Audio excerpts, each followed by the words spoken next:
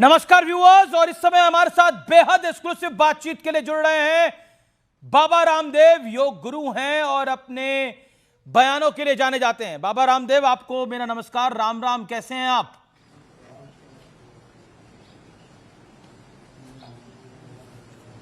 बहुत बहुत प्रणाम, राम राम, जय श्री कृष्ण, जय श्री राम। जी बाबा रामदेव, आप कहते हैं जातियों में बंटना नहीं चाहिए, लेकिन कथावाचकों को तो जाति में बांटा जा रहा है और यादव कथावाचकों की चोटी काटी जा रही है। या ये क्या हो रहा है देश में?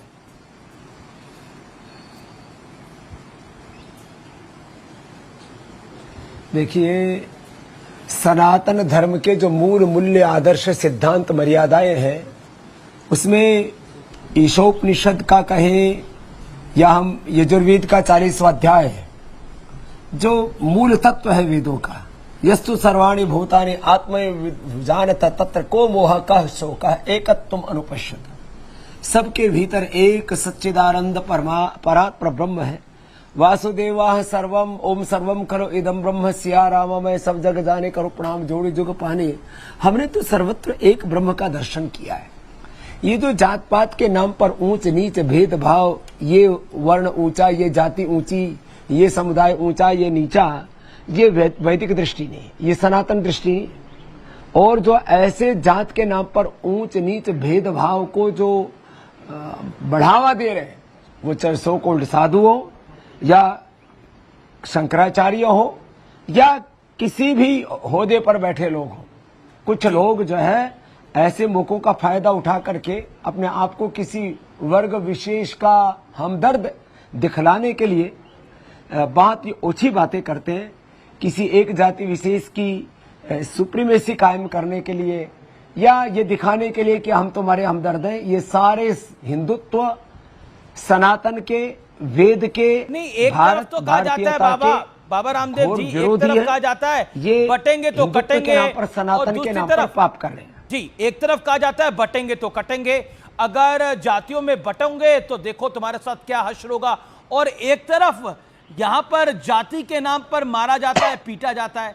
अब आप बताइए, क्या आपको लगता नहीं है कि ये बैठे बिठाए एक मुद्दा मिल गया है पूरे देश के अंदर? अब जितने वामपंथी है वो कूद पड़े हैं। हम तो यही बात तो कहते थे, यही बात तो बाबा रामदेव को समझाते थे, लेकिन वो समझते नहीं थे।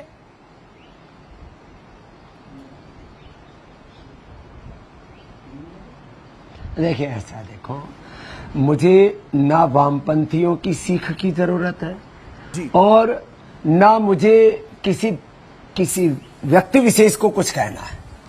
लेकिन एक बात मैं पक्की कहता हूं, हमारा सनातन वैदिक धर्म सबके भीतर समानता को देखता है, एकता को देखता है। संगच्छध्वम संवदध्वम सम्मो वनांसि जानतम। श्रीमद् भगवद गीता का भी यही उपदेश है। यो माम पश्यति सर्वत्र सर्वम च मयि पश्यति तस्याहं न प्रणश्यामि सच में न प्रणश्यति। तो ये गीता की जो दृष्टि है, वेद की जो दृष्टि है, मित्रस्य चक्षुषा सर्वाणि भूतानि समीक्षन्ताम्, आदमी को उसके चरित्र से, उसके गुणकर्म स्वभाव से ऊंचाई नीचा माना जाता था। और जो वेद के नाम पर भेद दृष्टि पैदा करते हैं कि ब्राह्मण से मुख हसित बाहुरा जन्य करता उरुत दस्य द्वैष पदभ्याम शूद्रो आ जाए, तो वो भी मूर्खता की बातें करें। जब एक परमात्मा से माना कि इस अर्थ का, यद्यपि ये गुण आधारित एक 4 प्रकार की विशेषताओं की बात कही है, जिनमें ज्ञान प्रधान, शौर्य प्रधान, जिनमें व्यापार प्रधान और सेवा प्रधान, जिनके भीतर गुण कर्म स्वभाव है उनके, और ये चातुर्वर्ण्य माया सिस्टम गुण कर्म वाहक से श्रीमद् भगवद गीता का भी जो उपदेश को गलत व्याख्या करते हैं, उन सब के लिए मैं एक ही बात कहना चाहता हूँ। हमारे यहाँ ब्राह्मण कुल में भी, क्षत्रिय कुल में भी, वैश्य कुल में भी, और जिनको शूद्र, आदिवासी, वनवासी, अलग अलग प्रकार के जाति वर्ग समुदायों के नाम पर कहा जाता है, सभी वर्गों में महान ऋषि मुनि देवात्मा हुए और उन सब के प्रति हमारी कृतज्ञता। लेकिन ये जो जन्म के आधार पर और जाति के आधार पर जो ऊंच नीच करने वाले हैं, ये सब नीचता करने वाले लोग हैं। ये कोई वैदिक नहीं है, ना कोई ये हिंदू है, ना कोई ब्राह्मण है, ना कोई क्षत्रिय है, ना कोई ओबीसी है, और ना कोई इधर उधर के। ये सारे लोग पापी हैं, ये हिंदुत्व के नाम पर, सनातन के नाम पर कलंक है। इसलिए सबको मिलजुल करके ही रहना है। बाबा रामदेव, आप स्पष्ट बात कहने के लिए जाने जाते हैं। क्या आप इस बात से सहमत हैं जो एक पक्ष बार बार कहता है, वो कहता है यदुवंशियों को कथा करने का अधिकार नहीं है? जो भी लोग ये बात कहते हैं उनको आप क्या कहना चाहेंगे? झूठी बात है। देखो, यदुवंशियों को कथा, भगवान कृष्ण यदुवंश के गौरव हैं, यदि आप कुल वंश की दृष्टि से कहेंगे। वैसे तो हम सब भगवान राम और कृष्ण के ही वंशज हैं, ऋषि ऋषिकाओं के वंशधर हैं। तो यदुवंशियों को यदुवंशी की कथा कहने का अधिकार नहीं होगा तो किसको होगा? और जो कथा लिखी गई है वह एक मछुआरे के बेटे के द्वारा लिखी गई है, जिनको हम व्यास जी, भगवान जी कहते हैं, या दूसरी जो कथा लिखी गई है वो वाल्मीकि जी के द्वारा लिखी गई है। और बाकी भी जितने भी शास्त्र है, बहुत सारे हमारे शास्त्र नॉन ब्राह्मण लोगों के द्वारा लिखे गए। यदि आप जाति के आधार पर उनकी उस बात को करते हैं तो मैं तो इस जात पात को मानता ही नहीं। बिल्कुल, मैं तो मानता हूँ जन्म से सभी एक जैसे पैदा होते हैं। अब वो कुछ उदाहरण देते, मैं तो उसको भी नहीं उद्धृत करता हूँ, नहीं उद्धृत करूंगा कि जन्म ना जाते इस उद्र संस्कार द्विज उच्यते। मैं तो कहता हूँ जन्म से सब एक जैसे पैदा होते हैं, अपने कर्म से, अपने आचरण से, अपने चरित्र से महान होते हैं। और पहले भी चाहे क्षत्रियो, महान क्षत्रियो, महान वैश्यों, किसी को महान, जिनको अलग अलग वर्ग जाति समुदाय से जो लोग आए वो अपने चरित्र के कारण से, अपने आचरण के कारण से महान कहलाए। इसलिए अपना आचरण ठीक करो, अपना चरित्र ठीक करो, और जिसका चरित्रवान होगा उसको दुनिया मानती है, उसको दुनिया पूजती है। और ये जो ऊंच नीच फैलाने वाले लोग हैं, मैंने कहा ये सब के सब हिंदुत्व और सनातन के नाम पर, वेद के नाम पर पाप कर रहे हैं। उत्तर प्रदेश की सरकार ने शांति भंग करने वालों के खिलाफ एक कार्रवाई करी है, उनको गिरफ्तार किया है, यानी दोषियों को गिरफ्तार किया है। क्या आपको लगता है ये कार्रवाई काफी है या अभी कुछ और होना चाहिए?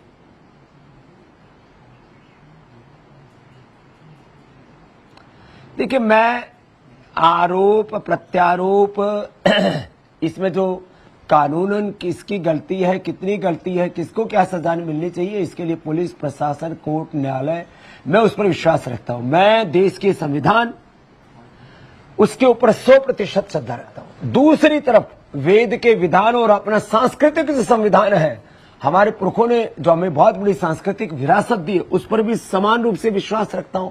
और सबसे बड़ी बात है, मैं जो ह्यूमन वैल्यूज है, मानवीय मूल्य है, प्रकृति का विधान है, मानव धर्म से बड़ा कोई धर्म क्या होगा, और मनुष्य से जाति और बड़ी जाति क्या होगी? हमारा खून का रंग सबके भीतर एक है, liver, kidney, heart, brain, soul सब जगह एक है। एकत्व, सह अस्तित्व, सामंजस्य, हार्मनी, वननेस, कोएग्जिस्टेंस, हार्मनी, यही तो हमारी संस्कृति के मूल तत्व हैं। और मैं एक एक शब्द, एक एक जो सनातन का तत्व, उसके वेद दर्शन उपनिषदों के उद्धरण के साथ कह सकता हूं। और मैं तो और दूसरी बात कह रहा हूं, जी, ये जो हिंदुत्व कहें, हम बौद्ध दर्शन कहें, जैन दर्शन कहें, यहां तक कि जो कम्युनिस्ट हैं उनके भी, जो कन्फ्यूशियस हैं उनके भी 99% विचार आचार्य चाणक्य से और वेदों से मिलते हैं। इसलिए ये जो आपस में बखेड़ा करते हैं, एक दूसरे को, बखेड़ा तो हो ही गया है अब इस विषय को लेकर, ऊंचा नीचा बता करके समाज में भेद के बीज डालते हैं। जी, अब बखेड़ा तो बाबा हो ही गया है। अगर आपको खुद आना पड़ रहा है और आपका साक्षात्कार हम कर रहे हैं, तो आप सोचिए कितना बड़ा बखेड़ा हो गया है। अब मैं बात करता हूं एक बड़ी इंडिविजुअल, आप कह रहे हैं कि यदुवंशी की कथा यदुवंशी ही करेगा, नहीं तो कौन करेगा। लेकिन कुमार विश्वास कहते हैं कि कथा सुनाने का अधिकार सभी को है, जाति से मतलब नहीं है। लेकिन आपका बयान है मारा भगवान भी दूसरे छीन लियो। एक कोई बात हुई क्या?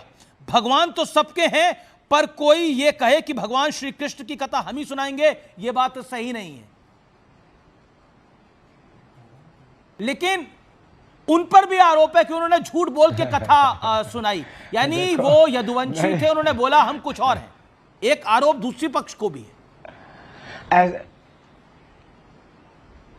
नहीं, देखो ऐसा, ये ऐसा, देखो ये सब बातें आरोप प्रत्यारोप है। आमिश भाई, इस पर किसी को भी नहीं पढ़ना चाहिए, ना पत्रकारों को पढ़ना चाहिए जी, न किसी भी प्रकार से साधु संत महात्माओं को, सो कोल्ड शंकराचार्यों को। मैं सो कोल्ड इसलिए बोल रहा हूं, अभी कहा किसी को नहीं पता कि किसने क्या कहा। आप कहीं नहीं, पर कुमार विश्वास का बयान तो मैंने कोट करा और आपका बयान भी कोट करा के आधार पर आप निर्णय नहीं कर सकते।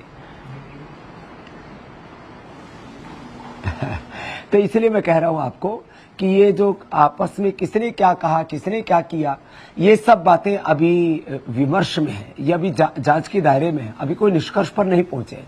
जो चीज विमर्श में है, निष्कर्ष पर नहीं पहुंचे, ऐसे बातों को लेकर के किसी पर भी किसी प्रकार की टीका टिप्पणी, और मैं तो कहता हूं जो भी ओछी बात करता है किसी भी जाति वर्ग समुदाय का हो, और जाति वर्ग समुदाय कोई ऊंचा नीचा नहीं है, और जो ऊंचा नीचा कहने वाला है उससे नीच कोई हो नहीं सकता, उससे ज्यादा पापी, उससे ज्यादा अधम, उससे ज्यादा दुष्ट, उससे ज्यादा कोई असुर नहीं हो सकता।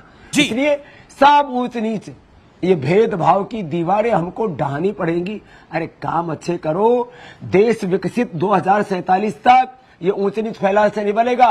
18 घंटा स्वामी रामदेव की तरह काम करो, 3 बजे से लेकर के रात को 10 बजे तक मैं भारत माता की सेवा करता हूं जी, और जी। उस पुरुषार्थ से अर्जित अर्थ को परमार्थ में लगाता हूं। 18 घंटा सेवा करो, सब मिलजुल करके रहो, भारत माता को अपनी आराध्य मानो, मनुष्य नाम की जाति को एक जाति मानो, बाकी ऊंच नीच जात पात भेदभाव ये सारा बखेड़ा बंद करो।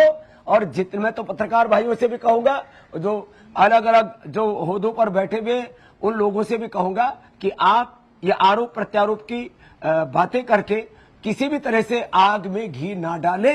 समाज में आग में घी तो डली गया जब इस पे राजनीति होने लग गई। मैं ज्योतिष पीठ के शंकराचार्य स्वामी श्री श्री अभिमुक्तेश्वरानंद सरस्वती जी को कोट कर रहा हूं। वो कह रहे हैं अखिलेश यादव ने हिंदू समाज को तोड़ने वाला बयान दिया है।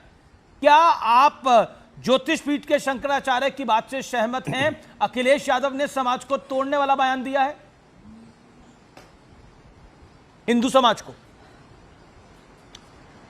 देखिए, मैं ना तो किसी राजनेता के बयान के ऊपर जाऊंगा, मैं राजनेता की बात ही नहीं कर रहा, शंकराचार्य जी की। देखो हमारे देश में मैं तो शंकराचार्य स्वामी अभिमुक्तेश्वरानंद स्वामी जी की बात कर रहा हूं। दो बातें कर रहा हूं। 4 पीठों के 4 शंकराचार्य। और अब देखो, शंकराचार्य हमारे सनातन के गौरव होते हैं, लेकिन एक बात आपको बता देना चाहता हूं, हमारे किसी वेद दर्शन उपनिषद शास्त्र में नहीं लिखा हुआ कि हिंदू धर्म का ये ठेकेदार है। हमारे यहाँ पर कोई ठेकेदार नहीं है, बिल्कुल नहीं लिखा हुआ। लेकिन वो कह रहे हैं कि अखिलेश यादव का बयान हिंदू समाज को तोड़ने वाला बयान था, और इसलिए अभिमुक्तेश्वरानंद सरस्वती जी, आप उससे सहमत हैं, असहमत हैं? यहाँ आपका न्यूट्रल व्यू है। 3 ऑप्शन आपके सामने। मैं वापस आपको मैं किसी भी शंकराचार्य के बयान पर कोई टिप्पणी नहीं करना चाहता। मैं एक ही बात कहना चाहता हूं, भारत का हर एक बालक किसी भी वर्ग जाति समुदाय में पैदा हुआ है, उसका मूल तत्व है रामो हम, कृष्णो हम, हनुमत हम, शिवो हम, आत्मा हम। मैं नित्य शुद्ध बुद्ध सच्चिदानंद स्वरूप शिव आत्मा हूं। और ये हमारी शुद्धता की ये कसौटी है, इस कसौटी पर हमें जीना है। और मैं सब जाति वर्ग समुदाय के लोगों को कहूंगा, सनातन धर्म जीने का तत्व है, धारण करने का तत्व है। और बाकी सब जो धर्म के नाम पर चल रहा है, ये सब उल्टा सीधा बखेड़ा, ये पाप है, ये अधर्म है, ये नीचता है। इस सब बखेड़े में मत पड़ो, अपना आचरण सुधारो, कर्म अच्छे करो, मिलजुल करके सब नर करे परस्पर प्रीति, चले स्वधर्म निरत शुत नीति, संस्कृतेन गमे महिमाश्रुतेन विराधिसी। बहुत से हम तो वर्णाश्रम धर्म के संरक्षक हैं, हम तो ये सब बकवास करने वाले लोग हैं। कोई भी हो, चाहे मैं किसी का नाम नहीं बोलूंगा, वर्णाश्रम के नाम पर, जातियों के नाम पर कोई भी बांट रहा है, चाहे वो कोई शंकराचार्य जी है, चाहे कोई महामंडलेश्वर है, चाहे कोई नेता है, चाहे वो कोई पत्रकार है, चाहे सो कोल्ड लिटरेट इडियट जो अपने आप को थिंक टैंक्स कहने वाले लोग हैं, ये सब हिंदुत्व के नाम पर कलंक है, पाप है, नीचता है। ओके, मैं आपसे अगला सवाल पूछता हूं। ये बाबा बागेश्वर बहुत सारे पैसे लेते हैं, 50 लाख रुपए लेते हैं, ये कहा जा रहा है। वो कहा है कि कथा, ये जो बाबा लोग हैं ये बहुत पैसे लेते हैं। अब ये भी नेता ही कहने, आप बताइए क्या करिएगा?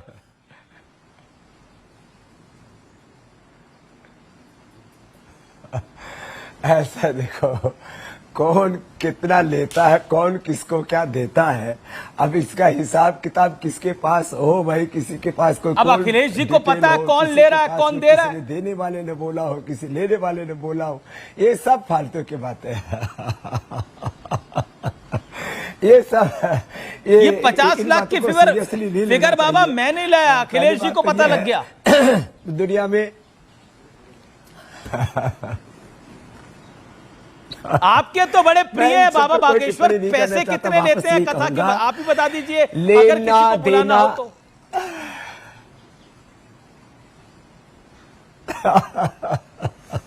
ऐसा है, जिसको बुलाना हो वो जाकर के हम फोन करवा देंगे, जिसको मिलने के लिए समय नहीं मिल रहा हो तो हम मिलवा देंगे। और वो जो हॉस्पिटल बना रहे हैं उसमें किसी को 5 लाख देने हो, 50 लाख देने हो, 5 करोड़ देने हो, दे देना भाई, और ना देने हो तो अपना कथा सुन लेना। और भाई फिर भी यूट्यूब पे भी आते हैं उनके वीडियो, उस पे सुन लेना, नहीं तो हम से ही सुन लो ना, हम सुना देते हैं सब कथा। तुम्हारे भीतर राम है, तुम्हारे भीतर कृष्ण है, तुम्हारे भीतर हनुमान है, तुम्हारे भीतर शिव है, और तुम ही शिवावतारी हो, शिवो हम शुद्ध हो हम, यही भगवान आदि शंकराचार्य कह रहे, यही वेद कह रहे, स्वामी रामदेव कह रहे। जी, लेकिन देखिए अब बागेश्वर बाबा भी जो है वो भी जिसे कहते हैं बजरंगबली के चेले हैं, वो भी कह देते हैं, वो कहते थे अब मैं हर गधे की बात का जवाब तो दे नहीं सकता। अब बताइए।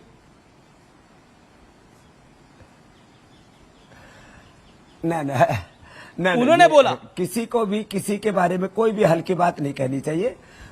वो हमारे छोटे भाई हैं, यदि उन्होंने ऐसा बोला है तो उनको हम डांटेंगे, उनको भी हम बोलेंगे ऐसा नहीं बोलना चाहिए। और उनको भी कोई हल्का बोलता है तो हम जरूरत पड़ेगी तो अखिलेश जी को भी बात करेंगे, भाई आप अपनी राजनीति करो, इन बाबाओं के पीछे मत पड़ो।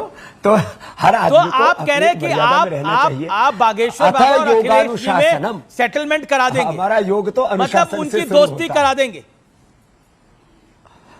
और लाइव टेलीकास्ट के लिए न्यूज़ 18 को भी बुला लीजिएगा जब आप करेंगे ये। नहीं, मैं कोई बिचौलिया नहीं हूँ। नहीं, मैं तो नहीं, आप प्रभावी व्यक्ति हैं भाई, आप उन सबके वरिष्ठ हैं, बिचौलिए नहीं हैं, आप योग गुरु श्री श्री रामदेव हैं।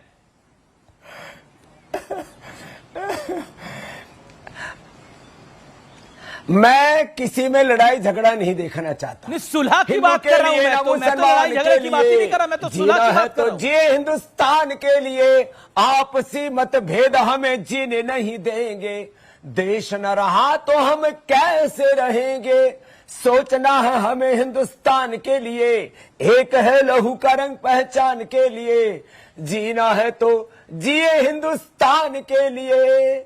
तो ये एक सोच हमारे भीतर होनी चाहिए। मेरे लिए राष्ट्र धर्म, राष्ट्र प्रेम, राष्ट्र हित, मानवता का हित, मानव धर्म, ये सर्वप्रथम है। और जो मैंने भी 4 वेद, 6 शास्त्र, सांख्य योग न्याय वैशेषिक वेदांत मीमांसा ईश केन कठ मुंडुक मांडुक आदि उपनिषद, मैंने भी रामायण महाभारत श्रीमद् भगवत गीता 18 पुराण ये सब पढ़े। उन कुछ पढ़े लिखे लोग उल्टी व्याख्याएं करते हैं, व्याकरण शास्त्र के 2 अक्षर पढ़ लिए, निरुक्त निघंटू पढ़ लिया, उल्टी पुल्टी व्याख्याएं करने लग जाते हैं। शास्त्र के संदर्भों की गलत व्याख्या करना, संस्कृत में जो लिखा उसी को शास्त्र मान लेना, कोई प्रक्षेप शास्त्र में उसको शास्त्र मान लेना। देखो, मैं धर्म का जो सार्वभौमिक, वैज्ञानिक और व्यवहारिक और पारमार्थिक स्वरूप है, परम सत्य है, उसको स्वीकार करता हूं। धर्म के नाम पर ढोंग, आडंबर, पाखंड, अंधविश्वास को मैं पाप, अधर्म और पाखंड के श्रेणी में रखता हूं, नीचता की श्रेणी। बिल्कुल। 2-3 छोटे-छोटे सवाल हैं और छोटे-छोटे जवाब चाहूंगा बाबा आपसे। क्या आपको लगता है 11 जुलाई से सावन का महीना शुरू हो रहा है, कांवड़ यात्रा की तैयारी चल रही है, लेकिन इसको लेकर जबरदस्त राजनीति हो रही है। समाजवादी पार्टी के वरिष्ठ नेता हैं एसटी हसन, उन्होंने कहा है कि जो लोग नाम पूछ रहे हैं, धर्म पूछ रहे हैं दुकानदारों का, वो लोग पहलगाम के आतंकियों जैसे हैं। अब बताइए।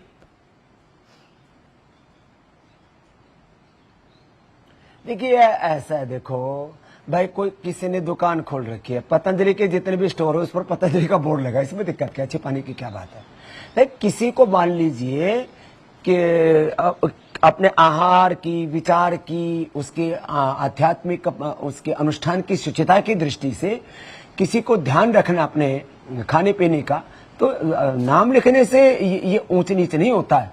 मैं तो कहता हूं सब एक ही पूर्वजों की संतान है। जो हिंदुस्तान में मुसलमान हैं उनके भी पूर्वज हिंदू ही है। सब शुचिता से जियो, पवित्रता से जियो, किसी का आहार, किसी का विचार, उसको भ्रष्ट भी मत करो। ये मुसलमानों में भी बहुत से ऐसे हैं, कहीं कोई थूक देते हैं, कहीं कोई मुंह देते हैं, और ये बहुत बड़ा जो है ना एक तरह से। लेकिन ये जो पहचान बताने के लिए बोला गया है उत्तर प्रदेश की सरकार ने और उत्तराखंड की सरकार ने, इसको आप जायज डिसीजन मानते हैं? शरबत जिहाद, खान पान के नाम पर जिहाद, विवाह लव जिहाद, पॉलिटिकल जिहाद, वोट जिहाद, ये मैं सब प्रकार के जिहाद का विरोधी हूं। मैं तो मानव धर्म, राष्ट्र धर्म और सत्य सनातन वैदिक धर्म का पैरोकार हूं, और वो धर्म आचरण से जुड़ा हुआ है, ये वाजिब वो बात जीवन है की पवित्रता से जुड़ा हुआ है। पवित्रता ही आत्मा का मूल धर्म है, बाकी जितना भी है धर्म के नाम पर बखेड़ा है। जो उत्तराखंड की धामी सरकार ने फैसला लिया और जो उत्तर प्रदेश की योगी सरकार ने फैसला लिया, आपको वो फैसला सही लगता है जिसमें पहचान बतानी होगी दुकानदार को?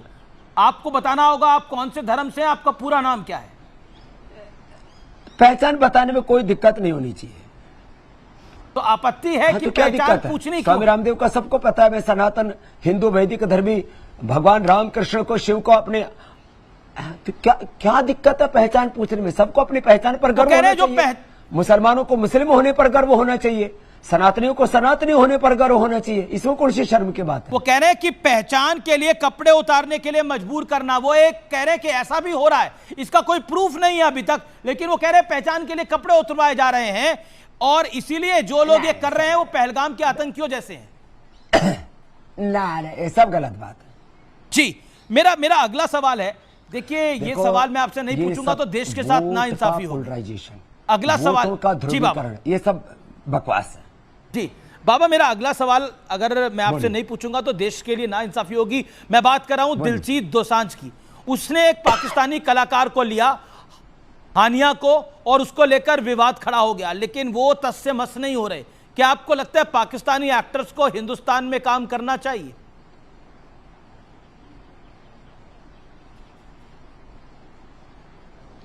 नहीं, देखिए पहली बात तो यह है, अब कला, नृत्य, संगीत, कोई किसी की योग्यता, मैं इसके ऊपर कोई टीका टिप्पणी नहीं करना चाहता।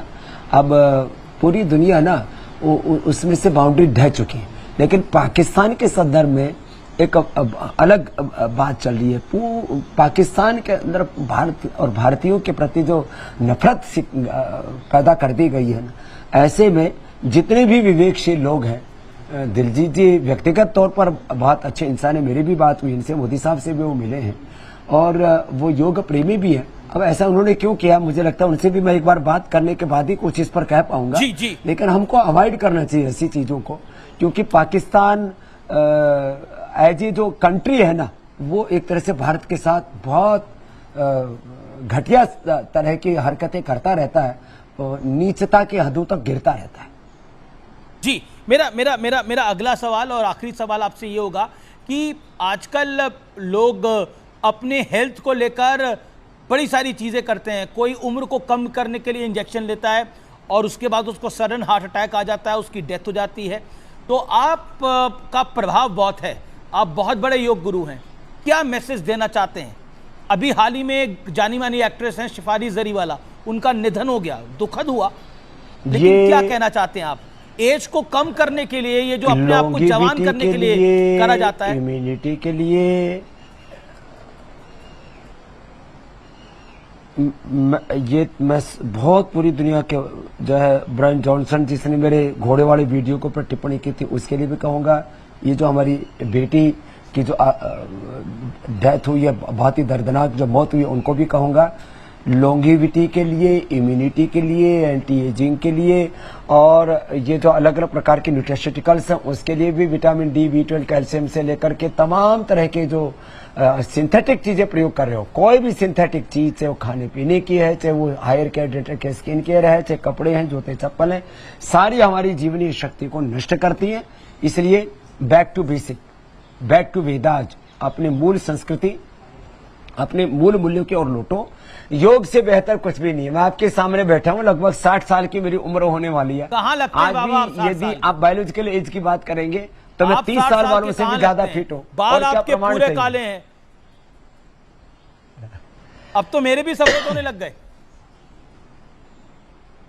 अरे साहब ठीक है, मैं इसलिए कर रहा हूं। अब आपको भी मैं योग की दीक्षा देता हूं जी।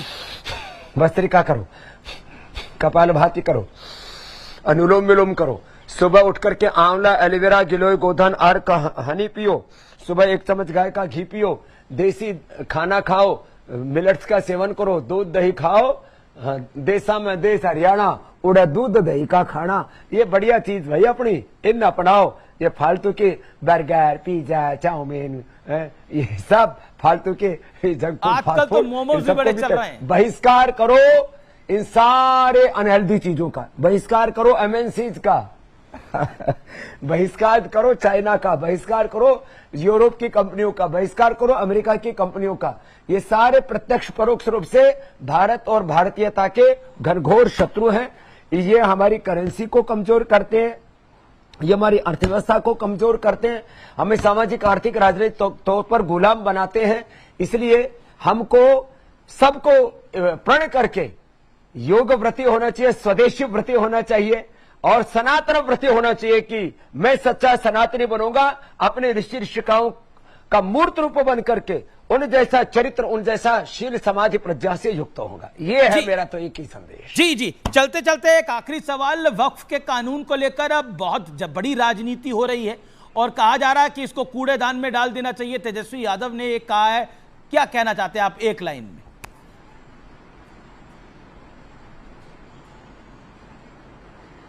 देखिए कुछ लोग ना एकाधिकारवादी है, सामंतवादी सोच के, एक सुप्रीमेसी, कुछ ताकतवर लोग इस्लाम में, कुछ ताकतवर लोग हिंदू समाज में, अलग अलग वर्गों में, मुसलमानों में, सभी वर्गों में है। मैं बस एक ही बात कहूंगा, ये एकाधिकारवादी जो सोच है कि चाहे वो वृत्तियों को लेकर के हो, प्रवृत्तियों को लेकर के हो, हमारी दिव्य वृत्ति हो, सात्विक प्रवृत्ति हो, और जितने भी एकाधिकारवादी लोग हैं और क्रीमी लेयर पर जो बैठे हुए लोग हैं वो ओबीसी का भी हक खा रहे हैं, वो जो है दलितों का, एससी एसटी का भी हक खा रहे हैं, मुसलमानों का भी हक खा रहे हैं, और वो कहीं ना कहीं हर जो दबे कुचले पिछड़े आम लोग हैं उनको दबा रहे, सता रहे। इन सब लोगों को हमें ठिकाने लगाना चाहिए।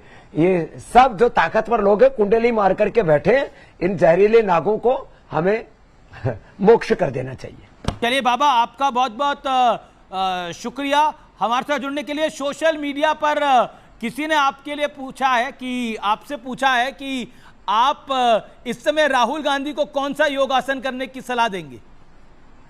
ये सवाल अभी जस्ट आया है। ये मेरे राम, आप लोग भी ना कोई तड़का लगाए बिना मानोगे नहीं। मैं सभी को कहूंगा कम से कम भस्त्रिका, कपालभाति, अनुलोम विलोम, भ्रामरी, उद्गीत, 5 प्राणायाम, कम से कम सूर्य नमस्कार या 5 आसन, ध्यान मुद्रा, वायु मुद्रा, शून्य मुद्रा, पृथ्वी मुद्रा, वरुण शक्ति, अपान मुद्रा, कोई भी 5 मुद्राएं सभी को करनी चाहिए। देश में पक्ष विपक्ष जी निष्पक्ष रूप से मजबूत होने चाहिए, तो ही लोकतंत्र मजबूत होगा। और लोकतंत्र में सबको सब प्रकार की स्वतंत्रता, सामाजिक, आर्थिक, धार्मिक, सब प्रकार की स्वतंत्रता और स्वाधीनता का मैं हामी हूं। बहुत बहुत शुक्रिया बाबा रामदेव आपका हमारे साथ जुड़ने के लिए। आपने हमें समय दिया और हमने थोड़ा समय आपसे ज्यादा ले लिया, इसके लिए हम आपसे क्षमा भी मांगते हैं, क्योंकि आपने जो समय दिया था, अलॉटेड टाइम था, उससे 5-7 मिनट ज्यादा ले लिया। आपका बहुत बहुत धन्यवाद हमारे साथ जुड़ने के लिए। तो ये थे बाबा रामदेव जिनके साथ हम एक्सक्लूसिव बातचीत कर रहे थे। आप देखते रहिए देश का सबसे बड़ा न्यूज नेटवर्क न्यूज़ 18।